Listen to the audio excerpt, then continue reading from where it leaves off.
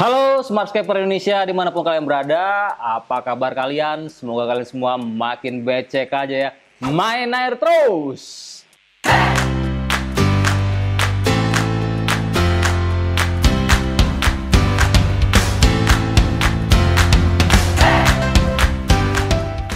Kita mau nyeting lagi akuarium ini belakang gua nih. Ini ukurannya 120 kali 60 kali 50. Kali ini kita akan nyeting menggunakan batu turli. Jadi kalau yang episode sebelumnya kita setting sama Caher menggunakan kayu kisirem, kita akan menggunakan batu turli. Temanya apa? Ya mungkin nanti akan seperti Iwagumi ataupun mountain style ya. Kalau perihal layouting sebenarnya gue udah pernah ngejelasin di episode sebelumnya yang di panduan lengkap aquascape. Kalau kalian belum pernah nonton, cek dulu di cards yang ini ya. Ini linknya bisa diklik di sini. Kalau kalian lihat tadi di belakang gua udah ngegaris-garisin ini akuarium ya. Ada garis putih, ada garis biru. Yang mana garis putih ini ngebagi permukaan depan akuarium ini menjadi 9 kotak sama besar. Biasanya kalau di ilmu fotografi itu kita sebut dengan rule of third ya. Jadi ada 2 garis horizontal dan 2 garis vertikal. Ini ngebagi kotak sama besar nih 9 biji. Itu dinamakan rule of third. Lalu ada juga yang garis biru, ini dinamakan dengan golden ratio. Golden ratio itu kalau dibikin perbandingannya adalah 1 dibanding 1,6. Ya, jadi apa gunanya sebenarnya untuk garis-garis yang ada di sini? Biasanya orang meletakkan focal point, baik itu batu terbesar, kayu terbesar, ataupun tanaman yang paling beda sendiri warnanya, itu berada di garis pertemuan rule of third ya. Di sini, di sini, di sini, atau di sini. Atau bisa juga di pas posisi garis golden ratio-nya yang di garis biru ini. Nah, lalu untuk 2 garis horizontal yang rule of third ini gunanya apa? Jadi kalau kalian lihat ini bagian horizontal paling bawah itu biasanya didominasi oleh pasir atau didominasi oleh tanaman foreground ya. Kalau untuk yang tengah itu didominasi oleh hardscape utama atau didominasi oleh tanaman midground. Sedangkan yang paling atas itu didominasi oleh tanaman background atau biasanya empty space ya, space yang kosong. Nah, jadi garis-garis ini sangat ngebantu kita terutama buat teman-teman yang mungkin ngerasa belum pernah bisa nyeting yang bagus gitu. Ini sangat ngebantu untuk membuat komposisinya lebih enak dan lebih dinamis untuk dilihat. Tapi biasanya kalau teman-teman yang udah jago banget kayak Cak Heri Rasio, Mas Yoyo dan lagi segala macam itu biasanya malah mereka nggak peduli ini. Tapi apa yang mereka kerjakan, misalkan tidak enak dilihat oleh mata mereka, mereka akan ubah lagi dan sedikit banyak pasti akan sesuai dengan rule of third ataupun golden ratio di sini. Oke, jadi mungkin sebelum kita mulai mungkin coret-coret aja ya. Kalau di Iwagumi itu ada beberapa teori, kalian bisa cek yang di link yang gue kasih tadi. Nah, karena sekarang ini kita mau bikin mountain style, ada beberapa tips nih. Biasanya gue sebut dengan 3-to-1 rule ya, 3-to-1 rule. Nah, yang mana biasanya kalau kita letakkan focal point-nya di sini, misal ini batu.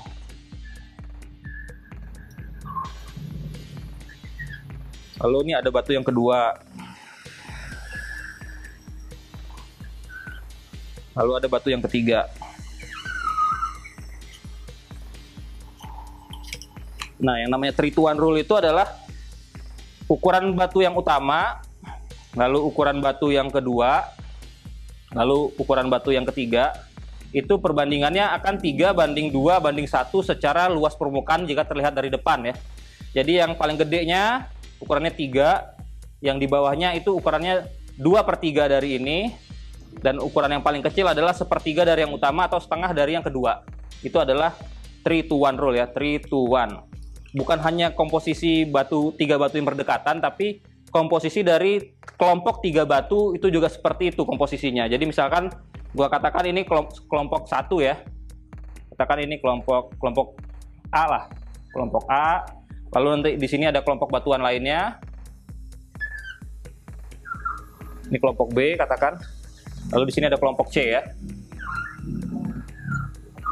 Kelompok C. Nah, 3 kelompok ini pun, kelompok A, B, dan C, itu secara luas permukaan juga akan 3:2:1. Jadi kurang lebih seperti itu tips bagaimana kalian membuat sebuah komposisi mountain style ataupun Iwagumi supaya lebih enak dipandang ya. Oke, tanpa berlama-lama lagi, mungkin langsung kita setting aja ya. Ntar, ini kita hapus dulu kalau gitu. Untuk mempermudah, yang garis yang di dalam nggak gue hapus dulu, nanti aja dihapus terakhir.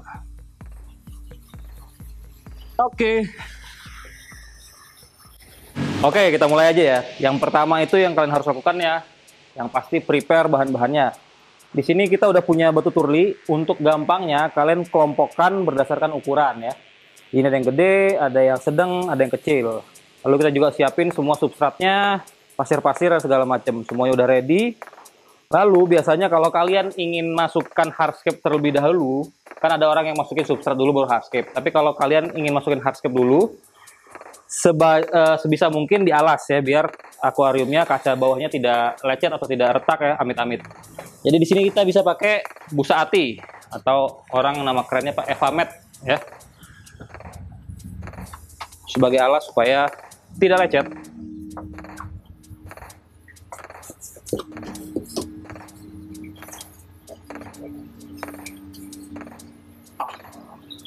Lalu yang paling pertama biasanya kalian pilih batu yang akan menjadi focal point ya.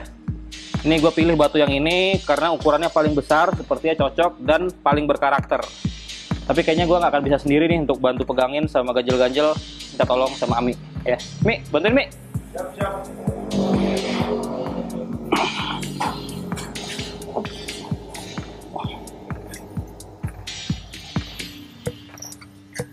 Nah, seperti yang gue bilang tadi, garis ini ngebantu kita untuk memposisikan focal point-nya itu di mana. Jadi, kalau gue sih di sini rencananya ingin menggunakan batu ini sama batu tambahan, dan di antara dua batu besar itu nanti akan ada celah.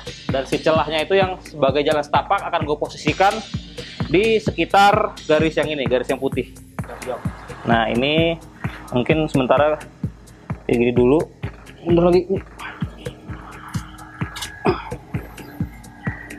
Gue cari ganjelan deh.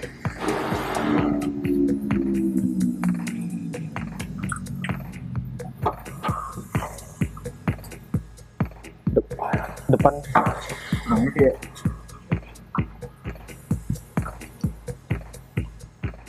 Sama yang ini sebelah sini. Jangan yang bagus, itu bagus buat detail. Jangan yang pakai yang itu, Mi. Jangan itu bagus buat detail nanti, jangan buat ganjel. Yang lainnya yang jelek. Jadi batu yang buat ganjel, jangan batu yang karakternya bagus ya, sayang. Sama satu lagi sebelah sini.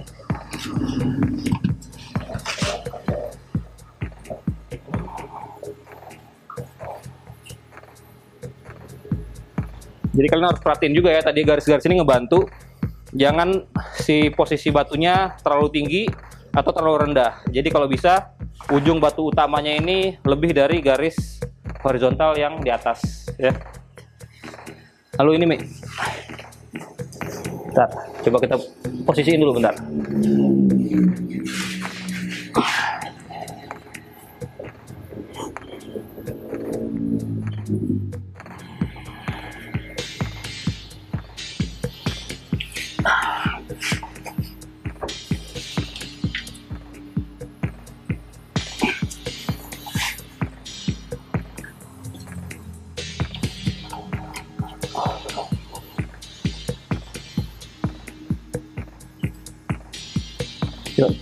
Lu posisi gua pegang, gue pengen lihat.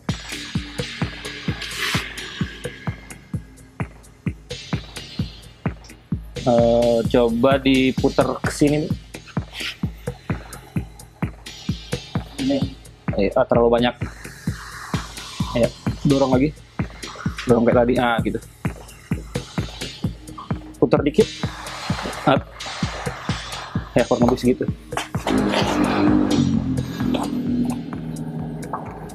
Tidak masuk lagi. Up.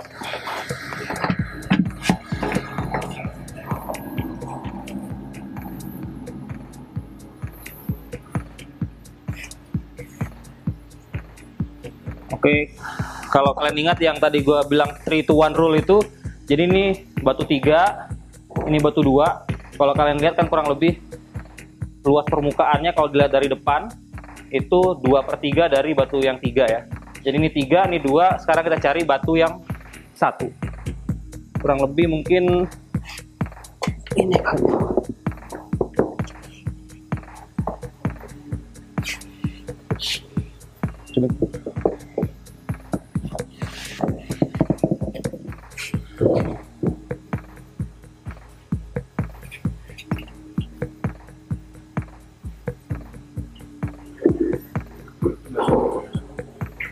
lebar. Iya. Nah, ini cocok.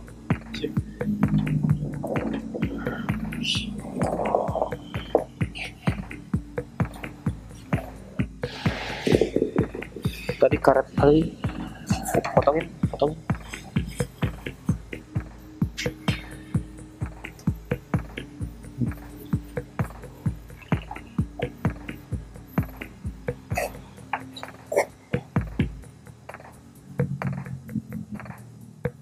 Coba pegangin nih.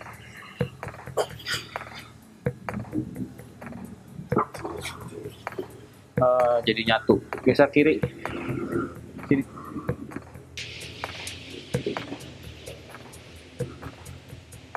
Jadi nyatu, jadi nyambung. Tapi nggak apa-apa, kayaknya malah bagus disambungin di sini. Iya. Ini gini. Nyambung.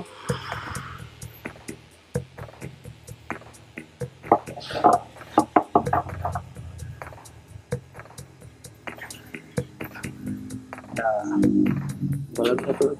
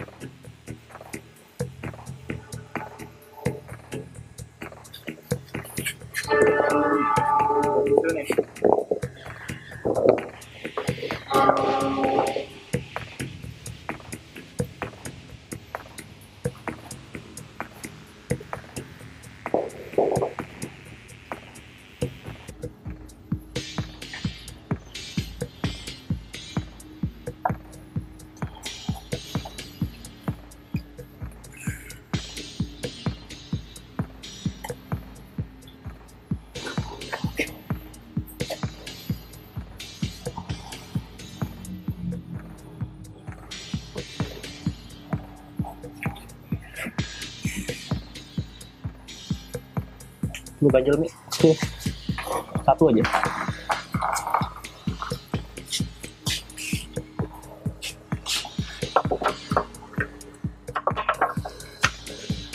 Oh iya, belum perkenalan. Ini Ami, kalau ingat konten yang di kayu maju yang bikin bonsai.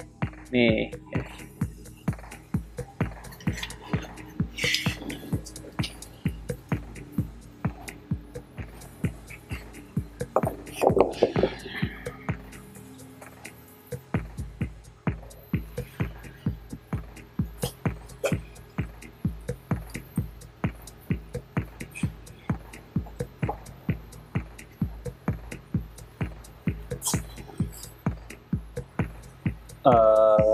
Kita bikin belakang.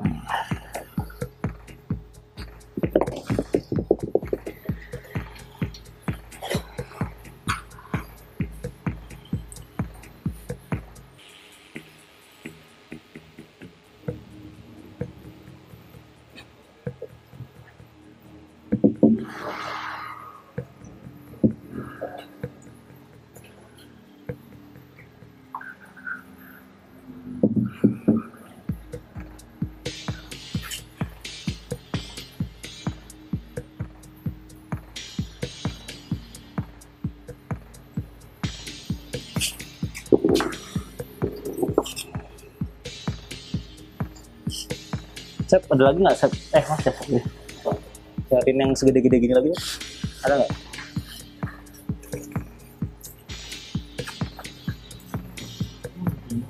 Enggak. Nggak cocok. Ya, makanya aku minta cariin batu lagi. Lu kalau mau ada ide, pilih aja Mi.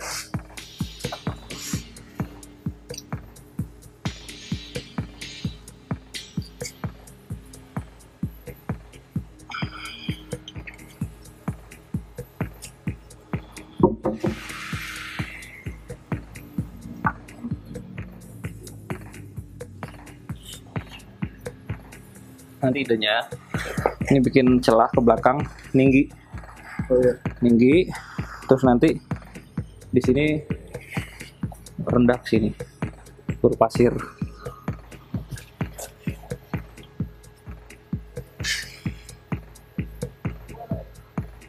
Kayaknya kita kurang geser ke sini dikit nih. Gua nggak cocok kayaknya ngambil garis putih ini, harus ngambil garis biru ini. Geser ya, geser semua.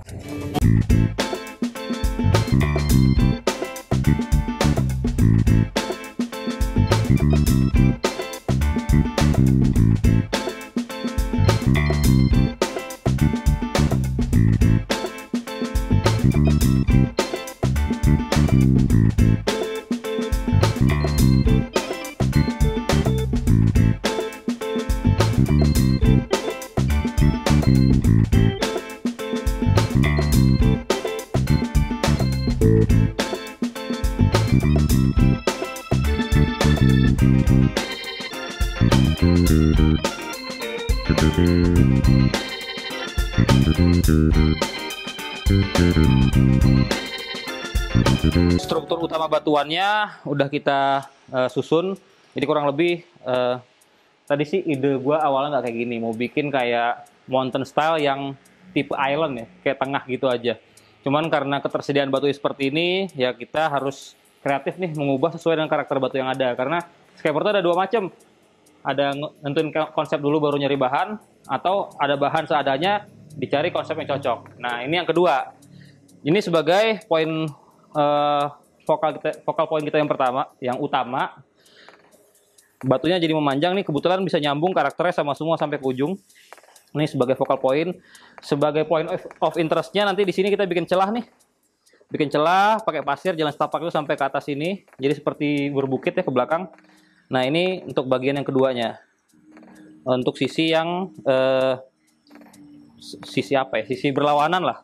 Kenapa ini posisinya kumpulan batunya lebih kecil dibanding ini? Ya supaya dinamis. Kalau keduanya sama besar, misalkan ini posisi celahnya di tengah-tengah, itu pasti terlihatnya akan kaku ya, nggak dinamis. Nah, setelah kalian udah struktur utama batuannya udah siap, supaya tidak bergeser-geser, dilakukan pengeleman ya, seperti biasa ya. Pakai lem power glue sama puntung rokok, atau pakai kapas kecantikan juga bisa. Setelah nanti ini udah dilem semua, baru mungkin kita masukin substrat di belakang, lalu pasir dekorasi di depan, baru nanti kita akan detailing. Rencananya sih bagian depan ini tidak akan ditanami, ini pasir dekorasi semua. Nanti di belakang substrat sistemnya Aquareset full Pesoil. Mungkin nanti di belakang pakai Monte dan ada Hairgrass sama mungkin sedikit Tenellus. Atau mungkin kalau pengen yang tinggi bisa juga pakai Montevidensis atau Hairgrass Vivipara, atau mungkin pakai Vallisneria Nana ya di belakang. Oke, sekarang kita mulai ngelem aja. Ayo, Mi, Sep. Kalau ngelem tugasnya Ami sama Asep aja. Jago ngelem.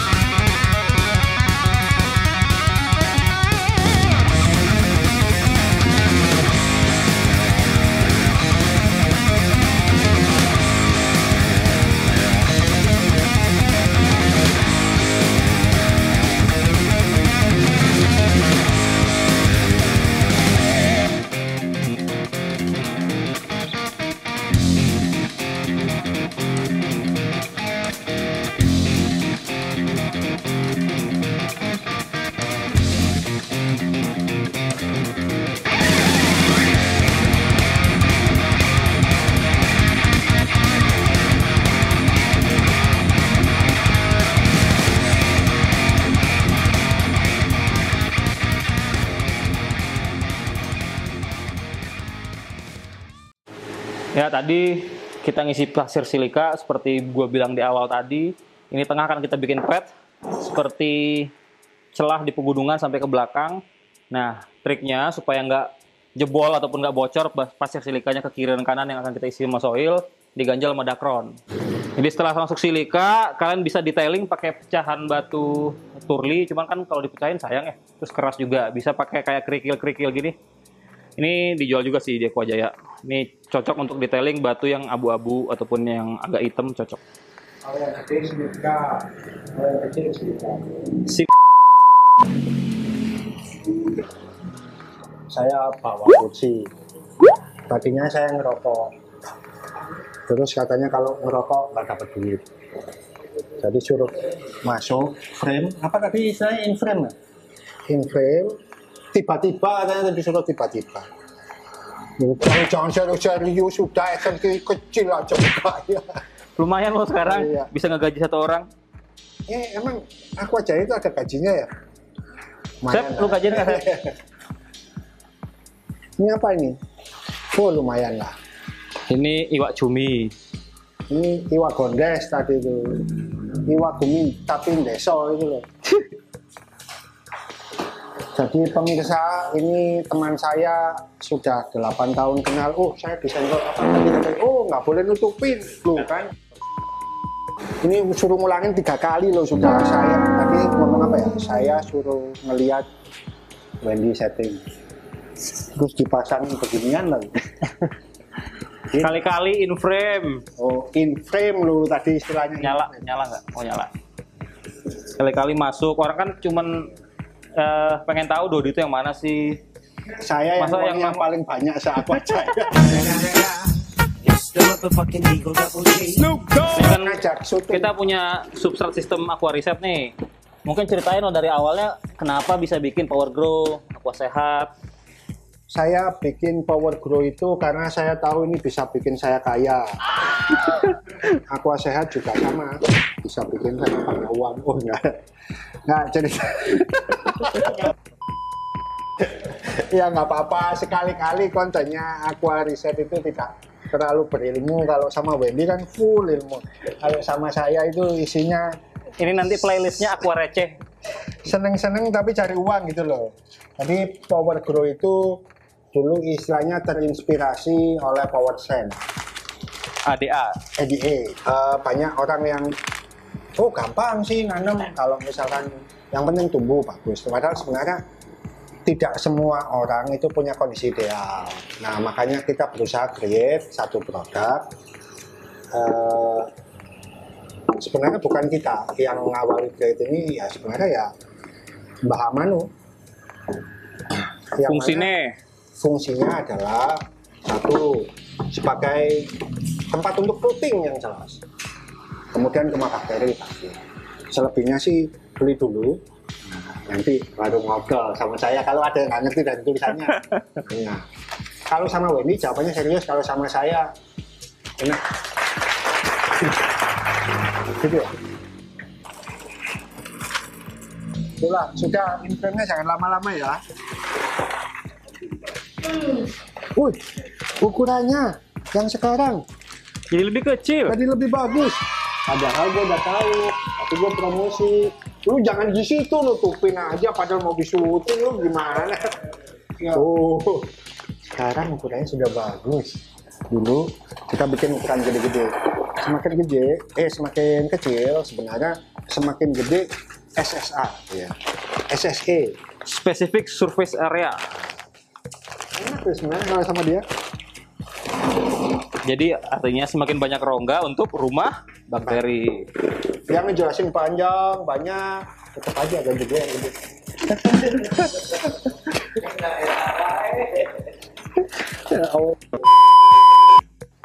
Oke, ini hardscaping udah selesai. Harusnya kita lanjut isi air terus planting. Cuman karena ini udah kemalaman, bukan kemalaman ya, bahkan udah kepagian ya, udah subuh. Jadi kita stop di sini sampai hardscaping aja. Dan juga karena tanamannya juga belum ready banyak dan kondisi tanaman yang ada sekarang stoknya kurang bagus kondisinya. Jadi kita hentikan di sini. Untuk part berikutnya kita akan prepare lebih baik lagi dari sisi tanaman. Yang mana tanamannya nanti kita akan pakai Monte Carlo, Hairgrass Mini Japan, dan juga mungkin di belakang akan ada Tenellus untuk efek semak-semak.